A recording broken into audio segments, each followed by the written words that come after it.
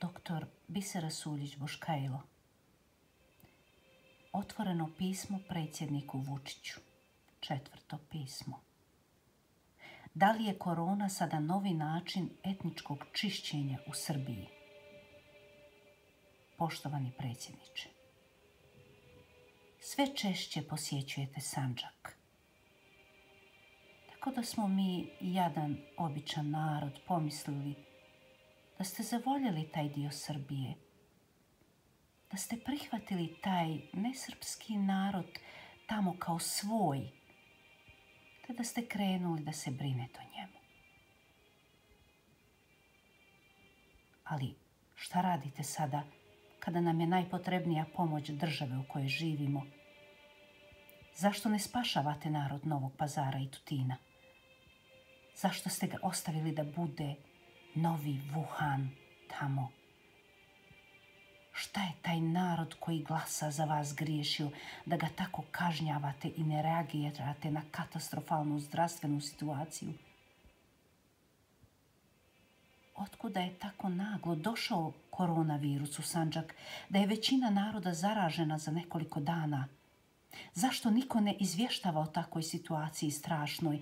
Zašto se ne traži pomoć od drugih država koje su sanirale takva legla koronavirusa ako nam naša i vaša država ne može pomoći? Šta se sa vama, predsjedniče, dešava?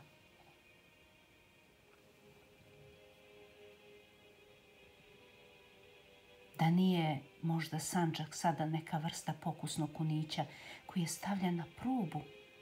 Kako izdržati koronu bez medicinske pomoći? To je upravo ono što se dešava u Novom Pazaru i Tutinu.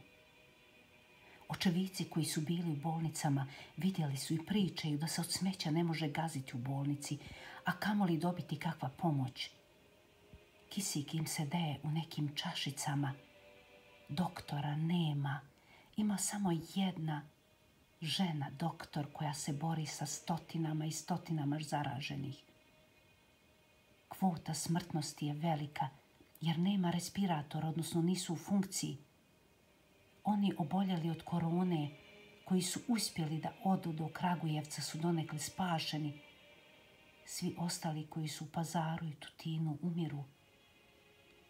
Recite nam, da li je ovo što se sada dešava našim gradovima test kako izdržati koronu i koliko života košta ta bolest ako se ne liječi? Poštovani predsjedniče, ako brzo ne reagujete, zaista ćemo svi pomisliti da nam to što radite sada prećutkujete neka nova vrsta genocida nad Bošnjacima. Jer je li slučajno da se to u Srbiji upravo radi u gradovima gdje je većinsko stanovništvo nesrpske nacionalnosti? Zašto se šuti u Srbiji? Pa cijeli svijet već zna šta se tamo dešava, a vi šutite. Narod i staro i mlado je oboljalo od koronavirusa. Narod vaš umire. Čuju se gradom svakog časa salevati, znak da je neko umro. To se ne može oćutati. Zato nam sada pomozite. Ne dozvolite da narod Sandžaka uđe u svoja auta, stavi maske i krene na hiljade njih put Beograda sa sirenama. Ono kao da vode mladu.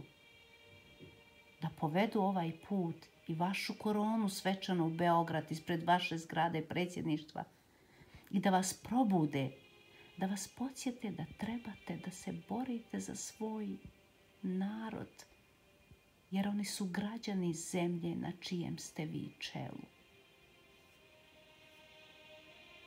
U Novom Pazaru i Tutinu umiru na desetine ljudi svakoga dana od korone, a Srbija šuti. Zašto mediji i političari šute? O čemu se ovdje radi? Odgovorite nam da znamo šta da se radi. Mi smo rasuti po svijetu. Ima nas na milione i vezani smo jedni za druge. Zato vam nećemo oprostiti ako ne pomognete te naše korijene, taj naš jadni narod tamo u toj zemlji Srbiji.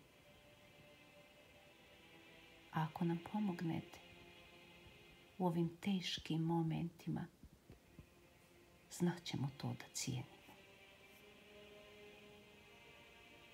Otvoreno pismo predsjedniku Vučiću. Da li je korona sada novi način etničkog čišćenja u Srbiji, predsjedniče?